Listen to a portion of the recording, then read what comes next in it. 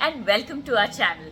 Tomorrow, the 9th of August, we are celebrating Nag Panchami, a day dedicated to worship our serpent deities.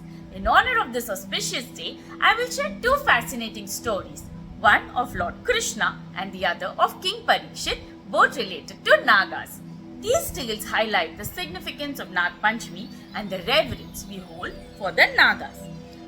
Our first story takes us to the banks of the river Yamuna, where young Lord Krishna once played with his friends. The river was home to a mighty serpent Kalia, whose venom had poisoned the waters, endangering the lives of the villagers and the cattle.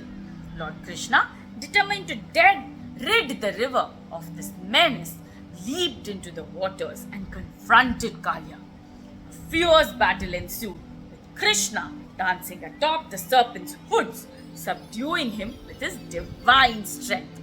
The sight of Krishna's enchanting dance and the serpent's submission is a testament to his divine powers. Defeated and humble, Kalia and his wives pleaded for mercy. Lord Krishna, compassionate and just, spared Kalia's life but commanded him to leave the Yamuna and never return. This act not only purified the river but also demonstrated Lord Krishna's role as the protector of the innocent and destroyer of the evil. Now, let's journey to the court of King Parikshit, the grandson of Arjun and the last ruler of the Kuru dynasty. King Parikshit was a wise and a just ruler, but one day he committed a grave mistake. While hunting in the forest, he encountered a sage deep in meditation.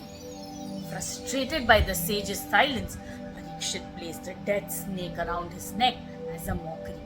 The sage's son, upon discovering the insult, cursed Parikshit to be bitten by the serpent king Takshaka within 7 days. Realizing his error, Parikshit accepted his fate and prepared for his end by listening to the Srimad Bhagavatam, seeking spiritual solace and redemption. On the fateful day, Takshaka, true to the curse, bit Parikshit, leading to his death. This story underscores the importance of humility, respect, and the consequences of one's actions. It also marks the eternal cycle of life, death, and rebirth, which is central to our Hindu philosophy.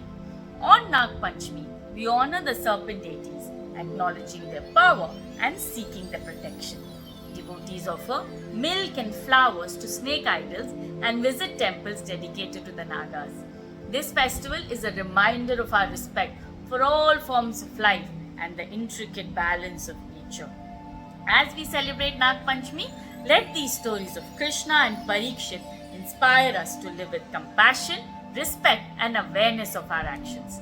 Thank you for joining me on this journey through these timeless tales. Don't forget to like, share, and subscribe to our channel for more enchanting stories of Indian mythology and festivals.